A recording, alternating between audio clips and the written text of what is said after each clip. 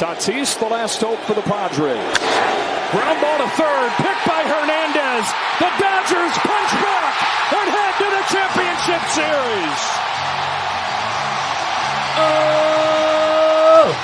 How sweet it is. Friday night, we beat our rivals from the South, the villainous San Diego Padres. We took the fifth and deciding game of the National League Division Series. For the first time since 2021, the Los Angeles Dodgers are going to the League Championship Series. Oh, we love it. We love it. We love it.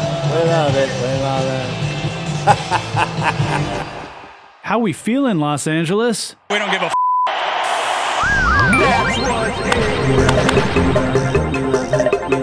Welcome to Dodger Blue Dream. I'm Richard Parks III. This is my documentary about the 2024 Los Angeles Dodgers baseball season made in real time as the season unfolds. And today we're celebrating a beautiful series victory over the San Diego Padres on a day off before we start the National League Championship Series at Dodger Stadium against the New York Mets. And today I'm going to tell the story of last night's game. I want to. That's not why I'm doing it. It's because I love this team, and the way this team played last night provides a blueprint and gives me hope that our Dodger Blue dream of a World Series title and a parade in Los Angeles in 2024 can become a reality this year. We love it, we love it, we love it, we love it. Clutch hitting from the brothers Hernandez, Kike and Teo. Starting pitching from our Japanese ace Yoshinobu Yamamoto. And a bullpen that shut down one of the best offenses in Major League Baseball. The story of this series and the story of this season has been one of overcoming. You gotta go down to go back up. And I see a team that is capable of fighting back. With their backs against the wall, summoning the reserves, the strength, the will to reverse a bad narrative and take back control to tell the story they want to tell. We love it, we love it, we love it, we love it, we love it, love it. Today, I'm going to focus on a player who was pretty much in the middle of everything yesterday. He had the deciding hit in the game, he was a part of the last out defensively, and if you watched this game or saw any recap of it anywhere else, he probably stood out. A guy with blonde hair and white-framed glasses. I'm talking about Kike Hernandez. We don't give a Let's go back to just before the game yesterday. Kike Hernandez, a longtime Dodger who had a short stint with the Red Sox and recently returned to the team in a utility man role, was getting a start in this winner-take-all game because Dodgers shortstop Miguel Rojas was injured. There's no tomorrow. We got to find a way to win today and win today only. And I mean, these type of games are the ones that we've been dreaming of since we were little kids. And the Dodgers were in a situation where if they lost, not only would they go home, they would be getting bounced for the third consecutive year in the first round of the playoffs by a division rival. This Padres team had done it to us in 2022, and the D-backs did it to us last year.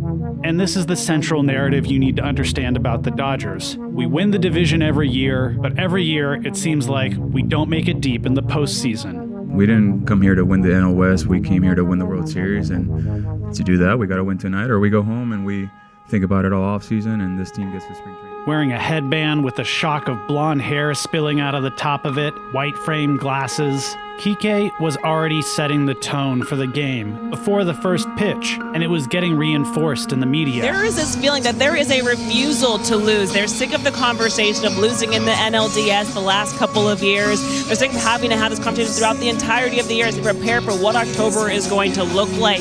So right now, it's all about showing up. Kike said it really well when he said, these are the moments these guys dream of playing it since they were little kids. And it's not just to win the NLDS, the CS, but right now it's about they want to win the World Series, and they know the only way for them to do that is to take this game 5. All us longtime fans, we love Kike. He's wild, he's stylish, he's known for his antics. He once said if he wasn't a baseball player, he would be a stripper. He's just that guy. And he has a long history with this team, but he's never been an everyday player. That's why he went to the Red Sox, but it didn't work out.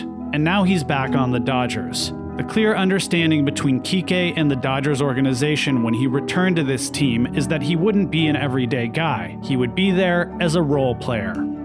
He seems to love the bigger moments, especially when the bright spotlight of October baseball is shining down on Dodger Stadium. The guy who so often steps right into it is Kike Hernandez. And that was part of the idea of his returning to the Dodgers, to pinch hit in big moments, etc. Kike is getting paid $4 million this year, a handsome sum for you and I, but in the context of the Dodgers' payroll, that's a drop in the bucket. And for the first half of this season, it didn't seem like Kike was worth any more than that. He could hit mistake pitches, cookies right down the middle of the plate, but on breaking balls, there was a ton of swing and miss, and he wasn't really getting it done, even as a role player. It didn't feel like he was dependable enough to come up in those big moments. Flashback all the way to spring training, picture all the boys in blue lining up to get their eyes tested. Obviously, you need good eyesight to hit a 100-mile-per-hour fastball, and so it's normal for players to be screened and passed for vision each year. Along with Shohei, Freddie, and Mookie, Kike passed. You're good to go. Head to the batting cages. But midway through this season, Kike, who had never worn eyeglasses in a game before, decided to go to the eye doctor to get a second opinion. He was diagnosed with astigmatism in his right eye, and he began wearing glasses during games with white frames because, Kike, style points. And immediately he turned it on at the plate. His batting average went up, he was getting multi-hit games, and striking out less. Okay, let's get back to last night's game. Here we go as we welcome you to the 2024 National League Division Series on Fox. Because Miguel Rojas is hurt, Kike ended up getting a start. And after a double play in the second inning, he came up with 2 outs and nobody on against a very sharp-looking Yu Darvish in a scoreless game. So the base is wiped clean and Kike Hernandez. Kike is from Puerto Rico. He once convinced a manager in the minor leagues for most of a full season that he couldn't speak English. And still, when he wants to avoid the media, he's known to say, "No speak English." So I'm going to play the Spanish language broadcast, because why not? We don't give a Hernández, elevado, largo, profundo de Hernández, al izquierdo, la pelota está en el aire, la pelota busca la barra, y esa pelota nunca volverá. Kike Hernandez, atención Cariza, 1-0 Dodgers. The Dodgers had struck first against the Padres' best pitcher, a guy who had shut us down on Sunday night in Yu Darvish, and it was pure Kike, crushed deep into the left field pavilion, and of course he stops to admire it before flipping the bat, trotting around the bases and waving to the people as Chavez Ravine rose to its feet, roaring for Kike. And then, before making it all the way back to the dugout for a sunflower seed shower, Kike made a quick stop to first celebrate with Gavin Lux in the on-deck circle. A low high five, and then what is colloquially known in baseball as a cup bump. A homoerotic pumping of the pelvis, where one player's most important piece of protective gear makes contact with the other player's, down where the sun don't shine. It was Kike fulfilling the promise that he had made in the pre-game presser and doing it with his signature bravado. He was leading the charge against our hated enemies, the Padres. When the pressure was at an all-time high, he made it fun. And what better way to punch back at the Padres, famous for their trolling? In the following clip from John Boy Media, 3 baseball podcasters, all wearing Padres jerseys, record their live reaction. Oh, that is far. Oh, that is far, Enrique. How did that little man hit it that far? 428. It's called Schadenfreude, and it's a seasonal allergy, and it will pass. That's what's in. Kike's homer, the 14th of his postseason career, ended up being the deciding run in the game. Yu Darvish was great.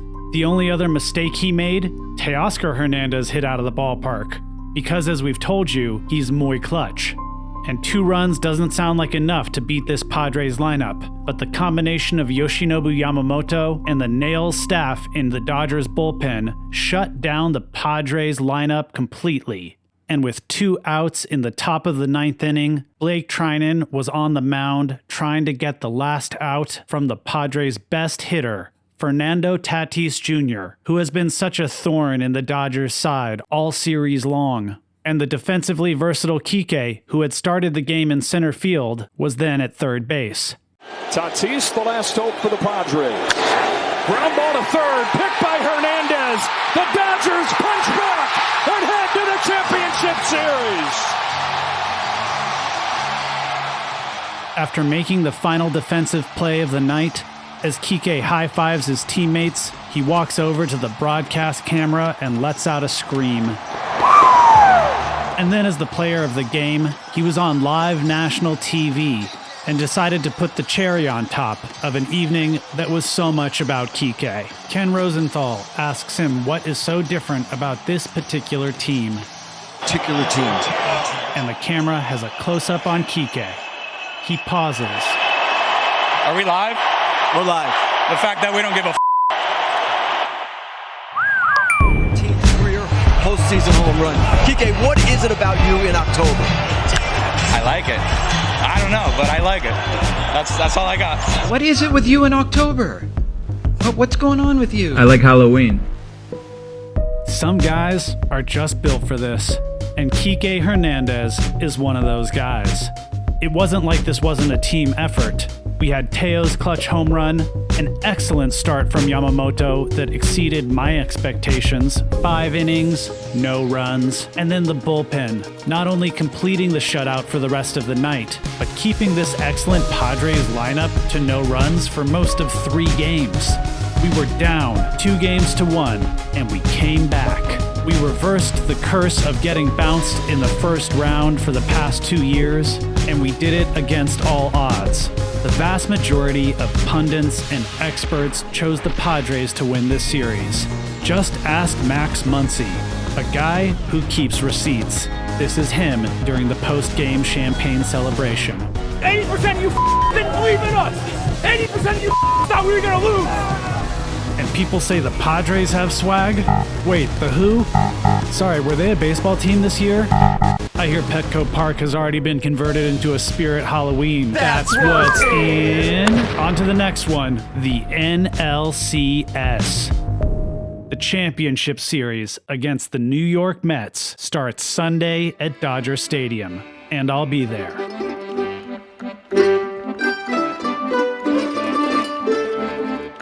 Thanks for listening to Dodger Blue Dream.